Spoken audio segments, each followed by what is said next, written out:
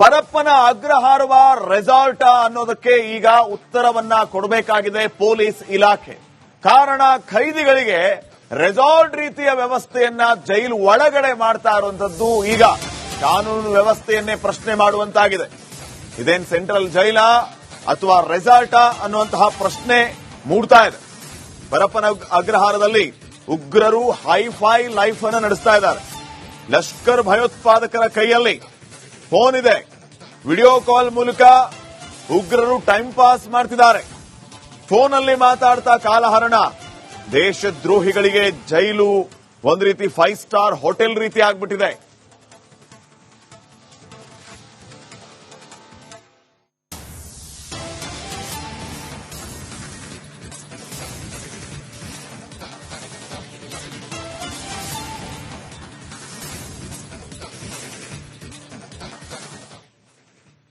ನೋಡಿ, ಪರಪ್ಪನ ಅಗ್ರಹಾರದಲ್ಲಿ ಐಸಿಸ್ ಉಗ್ರನ ಕೈಯಲ್ಲೂ ಕೂಡ ಫೋನ್ ಇದೆ. ಆ ಫೋನ್ ನಿಂದ ಆತ ಜೈಲು ಒಳಗಡೆ ಕೂತ್ಕೊಂಡು ಏನೇನು ಮಾಡ್ತಿದ್ದಾನೋ ಏನ್ ಕಥೆನೋ. ಕಾರಣ, ಜೈಲಿನ ಆಚೆ ಇದ್ದಾಗಲೇ ಇವರು ನಾನಾ ರೀತಿಯ ನೆಟ್ವರ್ಕ್ ಗಳನ್ನ ನಡೆಸ್ತಿರ್ತಾರೆ. ಈಗ ಜೈಲಿನ ಒಳಗಡೆ ಇದ್ದು ಆತನ ಕೈಯಲ್ಲಿ ಮೊಬೈಲ್ ಸಿಕ್ಕರೆ ಇನ್ನು ಏನೇನು ಅವಾಂತರ ಮಾಡ್ತಾರೋ. ಈ ಕುಡಿತ ಮೊಬೈಲ್ ನೋಡ್ತಾ ಇದ್ದಾನೆ ಐಸಿಸ್ ಉಗ್ರ ಜುಹಾದ್ ಹಮೀದ್ ಶಕೀಲ್ ಬನ್ನಾಗೆ ಮೊಬೈಲ್ ಕೊಟ್ಟಿದ್ದಾರೆ. ಮೊಬೈಲ್ ನೋಡ್ತಾ ಬೇರೊಬ್ಬನ ಜೊತೆ ಸಂಭಾಷಣೆಯಲ್ಲೂ ಕೂಡ ಈತ ತೊಡಗಿದ್ದಾನೆ. ಪರಪ್ಪನ ಅಗ್ರಹಾರದಲ್ಲಿ ಐಸಿಸ್ ಉಗ್ರನ ಕೈಯಲ್ಲೂ ಕೂಡ ಫೋನ್. ಬಿಂದಾಸ್ ಆಗಿ ಓಡಾಡ್ತಾನೆ, ಮಾತಾಡಿಕೊಂಡು ಹಾಯಾಗಿ ಇರೋದು ಜೈಲಲ್ಲಿ. ಐಸಿಸ್ ಉಗ್ರ ಜುಹಾದ್ ಹಮೀದ್ ಶಕೀಲ್ ಮನ್ನಾನ್ ಕೈಯಲ್ಲಿ ಮೊಬೈಲು. ನೋಡಿ, ಈ ರೀತಿ ಪರಪ್ಪನ ಅಗ್ರಹಾರದಲ್ಲಿ ಪರಿಸ್ಥಿತಿ ಇದೆ. ಪರಪ್ಪನ ಅಗ್ರಹಾರದಲ್ಲಿ ಯಾವ ರೀತಿನೂ ಐಷಾರಾಮಿ ವ್ಯವಸ್ಥೆ ಇಲ್ಲ, ಹಾಗೆ ಹೀಗೆ ಅಂತ ಹೇಳೋರೆಲ್ಲರೂ ನೋಡ್ಬೇಕಿದನ್ನ. ಮೊನ್ನೆ ಅಷ್ಟೇ ಸುಪ್ರೀಂ ಕೋರ್ಟ್ ಈ ದರ್ಶನ್ ವಿಚಾರದಲ್ಲಿ ಚೀಮಾರಿ ಹಾಕಿತ್ತು. ಖೈದಿಗಳಿಗೆ ವಿಐಪಿ ಟ್ರೀಟ್ಮೆಂಟ್ ಅಂತಂದ್ರೆ ಇದ್ಯಾವುದು ಹೊಸ ಪದ ಅಂತ ಕೇಳಿದ್ರು. ಈಗ ಮತ್ತೆ ಜೈಲಲ್ಲಿ ಇಂಥ ಉಗ್ರರಿಗೆ, ಕ್ರಿಮಿಗಳಿಗೆ ಮೊಬೈಲು, ಟಿವಿ ಎಲ್ಲ ವ್ಯವಸ್ಥೆ. ಐಸಿಸ್ ಉಗ್ರ ಶಕೀಲ್ ಹಿಸ್ಟ್ರಿಯೇ ಭಯಾನಕವಾಗಿದೆ. ಐಸಿಸ್ಗೆ ಮುಸ್ಲಿಂ ಯುವಕರನ್ನ ನೇಮಿಸ್ತಾ ಇದ್ದ ಈ ಶಕೀಲ್, ತಿಲಕ್ ನಗರದ ಶಕೀಲ್ಗೆ ಐಸಿಸ್ ಜೊತೆ ಸಂಪರ್ಕ ಇತ್ತು. ಬೆಂಗಳೂರಿನ 4 ಸಿರಿಯಾಗೆ ಕಳಿಸುವುದಕ್ಕೆ ಈತ ಯತ್ನಿಸಿದ್ದ. ಟರ್ಕಿಯ ಇಸ್ತಾನ್ಬುಲ್ ರೆಫ್ಯೂಜಿ ಕ್ಯಾಂಪ್ನಲ್ಲೇ 2 ಸಾವನ್ನಪ್ಪಿದ್ರು. ಇಕ್ರಾ ಸರ್ಕಲ್ ಆನ್ಲೈನ್ ಗ್ರೂಪ್ ಮಾಡಿ ಉಗ್ರರ ನೇಮಕಾತಿಯನ್ನ ಈತ ಮಾಡ್ತಾ ಇದ್ದ. एक्सपोज हो सकता है, फिर वो सबके लिए प्रॉब्लम हो सकता है. हम लोग प्रॉब्लम होता है, फिर वो सॉफ्टवेयर उनको मालूम हो गया तो हमने ब्लैक कर डालता है. पहले तो जो जिसको पास मिलता है उसको प्रॉब्लम होता है. फिर कस्टडी में लेके गया, मेरा नाम बोला, किसी को नहीं चाहिए वो परेशानी की लेता है. फिर छोटा सी होता है, मीडिया में इतना बड़ा करके. तो इतना दिमाग कहाँ से मंगाता भाई? कुछ भी नहीं, एक्सपेरिमेंटेशन. छोटा उम्र से एक्सपेरिमेंट करता. 5000 बोले भाई मैं इसको, थोड़ा चलने दो इसको. ओ भाई इसलिए बेजार कर लेता. थोड़ा इसलिए मैं बोला. ಪರಪ್ಪನ ಅಗ್ರಹಾರವ ರೆಸಾರ್ಟ್ ಅನ್ನೋದಕ್ಕೆ ಈಗ ಉತ್ತರವನ್ನ ಕೊಡಬೇಕಾಗಿದೆ ಪೊಲೀಸ್ ಇಲಾಖೆ. ಕಾರಣ, ಖೈದಿಗಳಿಗೆ ರೆಸಾರ್ಟ್ ರೀತಿಯ ವ್ಯವಸ್ಥೆಯನ್ನ ಜೈಲು ಒಳಗಡೆ ಮಾಡ್ತಾ ಇರುವಂತದ್ದು ಈಗ ಕಾನೂನು ವ್ಯವಸ್ಥೆಯನ್ನೇ ಪ್ರಶ್ನೆ ಮಾಡುವಂತಾಗಿದೆ. ಇದೇನ್ ಸೆಂಟ್ರಲ್ ಜೈಲಾ ಅಥವಾ ರೆಸಾರ್ಟಾ ಅನ್ನುವಂತಹ ಪ್ರಶ್ನೆ ಮೂಡ್ತಾ ಇದೆ. ಪರಪ್ಪನ ಅಗ್ರಹಾರದಲ್ಲಿ ಉಗ್ರರು ಹೈಫೈ ಲೈಫ್ ಅನ್ನು ನಡೆಸ್ತಾ ಇದ್ದಾರೆ. ಲಷ್ಕರ್ ಭಯೋತ್ಪಾದಕರ ಕೈಯಲ್ಲಿ ಫೋನ್ ಇದೆ. ವಿಡಿಯೋ ಕಾಲ್ ಮೂಲಕ ಉಗ್ರರು ಟೈಮ್ ಪಾಸ್ ಮಾಡ್ತಿದ್ದಾರೆ. ಫೋನಲ್ಲಿ ಮಾತಾಡ್ತಾ ಕಾಲಹರಣ. ದೇಶದ್ರೋಹಿಗಳಿಗೆ ಜೈಲು ಒಂದು ರೀತಿ 5 ಸ್ಟಾರ್ ಹೋಟೆಲ್ ರೀತಿ ಆಗ್ಬಿಟ್ಟಿದೆ.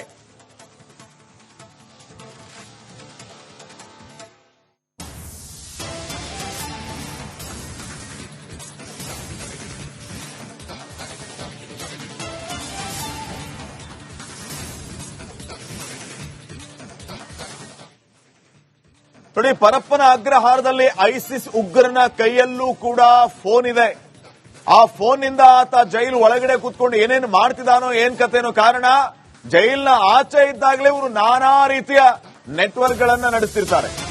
ಈಗ ಜೈಲಿನ ಒಳಗಡೆ ಇದ್ದು ಆತನ ಕೈಯಲ್ಲಿ ಮೊಬೈಲ್ ಸಿಕ್ಕರೆ ಇನ್ನು ಏನೇನು ಅವಾಂತರ ಮಾಡ್ತಾರೋ.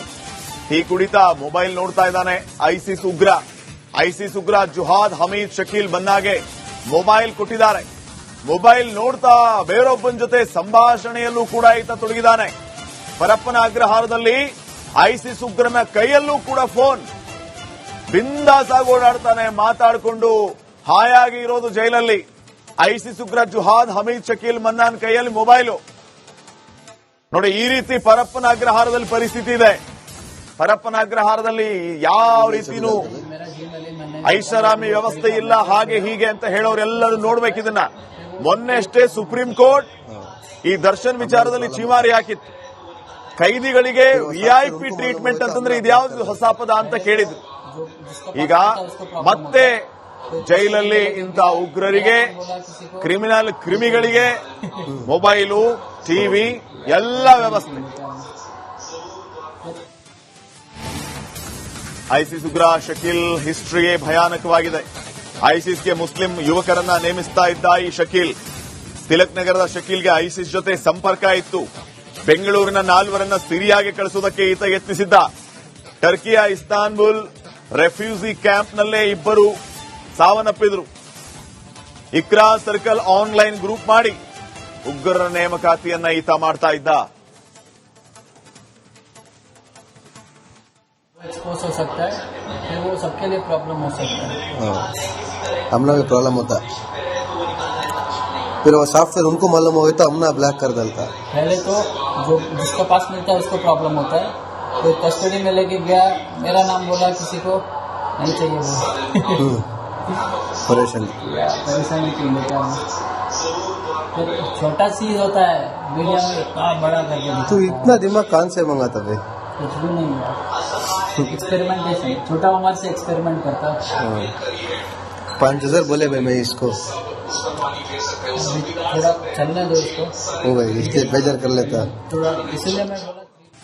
ಪರಪ್ಪನ ಅಗ್ರಹಾರವ ರೆಸಾರ್ಟ್ ಅನ್ನೋದಕ್ಕೆ ಈಗ ಉತ್ತರವನ್ನ ಕೊಡಬೇಕಾಗಿದೆ ಪೊಲೀಸ್ ಇಲಾಖೆ. ಕಾರಣ, ಖೈದಿಗಳಿಗೆ ರೆಸಾರ್ಟ್ ರೀತಿಯ ವ್ಯವಸ್ಥೆಯನ್ನ ಜೈಲು ಒಳಗಡೆ ಮಾಡ್ತಾ ಇರುವಂತದ್ದು ಈಗ ಕಾನೂನು ವ್ಯವಸ್ಥೆಯನ್ನೇ ಪ್ರಶ್ನೆ ಮಾಡುವಂತಾಗಿದೆ. ಇದೇನ್ ಸೆಂಟ್ರಲ್ ಜೈಲ ಅಥವಾ ರೆಸಾರ್ಟಾ ಅನ್ನುವಂತಹ ಪ್ರಶ್ನೆ ಮೂಡ್ತಾ ಇದೆ. ಪರಪ್ಪನ ಅಗ್ರಹಾರದಲ್ಲಿ ಉಗ್ರರು ಹೈಫೈ ಲೈಫ್ ಅನ್ನು ನಡೆಸ್ತಾ ಇದ್ದಾರೆ. ಲಷ್ಕರ್ ಭಯೋತ್ಪಾದಕರ ಕೈಯಲ್ಲಿ ಫೋನ್ ಇದೆ. ವಿಡಿಯೋ ಕಾಲ್ ಮೂಲಕ ಉಗ್ರರು ಟೈಮ್ ಪಾಸ್ ಮಾಡ್ತಿದ್ದಾರೆ. ಫೋನಲ್ಲಿ ಮಾತಾಡ್ತಾ ಕಾಲಹರಣ. ದೇಶದ್ರೋಹಿಗಳಿಗೆ ಜೈಲು ಒಂದು ರೀತಿ 5 ಸ್ಟಾರ್ ಹೋಟೆಲ್ ರೀತಿ ಆಗ್ಬಿಟ್ಟಿದೆ.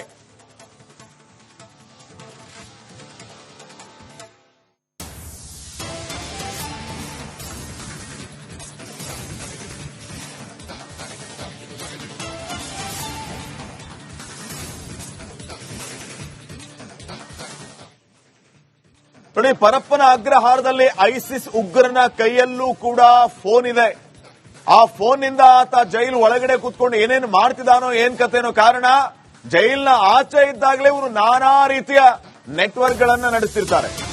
ಈಗ ಜೈಲಿನ ಒಳಗಡೆ ಇದ್ದು ಆತನ ಕೈಯಲ್ಲಿ ಮೊಬೈಲ್ ಸಿಕ್ಕರೆ ಇನ್ನು ಏನೇನು ಅವಾಂತರ ಮಾಡ್ತಾರೋ.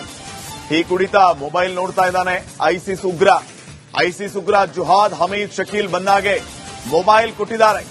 ಮೊಬೈಲ್ ನೋಡ್ತಾ ಬೇರೊಬ್ಬನ ಜೊತೆ ಸಂಭಾಷಣೆಯಲ್ಲೂ ಕೂಡ ಈತ ತೊಡಗಿದ್ದಾನೆ. ಪರಪ್ಪನ ಅಗ್ರಹಾರದಲ್ಲಿ ಐಸಿಸ್ ಉಗ್ರನ ಕೈಯಲ್ಲೂ ಕೂಡ ಫೋನ್. ಬಿಂದಾಸ್ ಆಗಿ ಓಡಾಡ್ತಾನೆ, ಮಾತಾಡಿಕೊಂಡು ಹಾಯಾಗಿ ಇರೋದು ಜೈಲಲ್ಲಿ.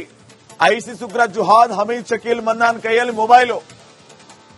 ನೋಡಿ, ಈ ರೀತಿ ಪರಪ್ಪನ ಅಗ್ರಹಾರದಲ್ಲಿ ಪರಿಸ್ಥಿತಿ ಇದೆ. ಪರಪ್ಪನ ಅಗ್ರಹಾರದಲ್ಲಿ ಯಾವ ರೀತಿನೂ ಐಷಾರಾಮಿ ವ್ಯವಸ್ಥೆ ಇಲ್ಲ, ಹಾಗೆ ಹೀಗೆ ಅಂತ ಹೇಳೋರೆಲ್ಲರೂ ನೋಡ್ಬೇಕಿದನ್ನ. ಮೊನ್ನೆ ಅಷ್ಟೇ ಸುಪ್ರೀಂ ಕೋರ್ಟ್ ಈ ದರ್ಶನ್ ವಿಚಾರದಲ್ಲಿ ಚೀಮಾರಿ ಹಾಕಿತ್ತು. ಕೈದಿಗಳಿಗೆ ವಿಐಪಿ ಟ್ರೀಟ್ಮೆಂಟ್ ಅಂತಂದ್ರೆ ಇದ್ಯಾವ್ದು ಹೊಸ ಪದ ಅಂತ ಕೇಳಿದ್ರು. ಈಗ ಮತ್ತೆ ಜೈಲಲ್ಲಿ ಇಂಥ ಉಗ್ರರಿಗೆ, ಕ್ರಿಮಿಗಳಿಗೆ ಮೊಬೈಲು, ಟಿವಿ ಎಲ್ಲ ವ್ಯವಸ್ಥೆ. ಐಸಿಸ್ ಉಗ್ರ ಶಕೀಲ್ ಹಿಸ್ಟ್ರಿಯೇ ಭಯಾನಕವಾಗಿದೆ. ಐಸಿಸ್ಗೆ ಮುಸ್ಲಿಂ ಯುವಕರನ್ನ ನೇಮಿಸ್ತಾ ಇದ್ದ ಈ ಶಕೀಲ್, ತಿಲಕ್ ನಗರದ ಶಕೀಲ್ಗೆ ಐಸಿಸ್ ಜೊತೆ ಸಂಪರ್ಕ ಇತ್ತು. ಬೆಂಗಳೂರಿನ 4 ಸಿರಿಯಾಗೆ ಕಳಿಸುವುದಕ್ಕೆ ಈತ ಯತ್ನಿಸಿದ್ದ. ಟರ್ಕಿಯ ಇಸ್ತಾನ್ಬುಲ್ ರೆಫ್ಯೂಜಿ ಕ್ಯಾಂಪ್ನಲ್ಲೇ 2 ಸಾವನ್ನಪ್ಪಿದ್ರು. ಇಕ್ರಾ ಸರ್ಕಲ್ ಆನ್ಲೈನ್ ಗ್ರೂಪ್ ಮಾಡಿ ಉಗ್ರರ ನೇಮಕಾತಿಯನ್ನ ಈತ ಮಾಡ್ತಾ ಇದ್ದ. एक्सपोज हो सकता है, फिर वो सबके लिए प्रॉब्लम हो सकता है. हाँ, हम लोग भी प्रॉब्लम होता है. फिर वो सॉफ्टवेयर उनको मालूम हो गया तो हमने ब्लैक कर डालता है. पहले तो जो जिसका पास मिलता है उसको प्रॉब्लम होता है, फिर कस्टडी में लेके गया, मेरा नाम बोला, किसी को नहीं चाहिए वो. परेशान. परेशानी क्यों लेता है. फिर छोटा सी होता है, मीडिया में इतना बड़ा करके तो दिखाता है. इतना दिमाग कहाँ से मंगाता भाई. कुछ भी नहीं हुआ. एक्सपेरिमेंटेशन, छोटा उम्र से एक्सपेरिमेंट करता. 5,000 बोले भाई मैं इसको. थोड़ा चलने दो इसको, हो गई इसलिए बेजार कर लेता. थोड़ा इसलिए मैं बोला.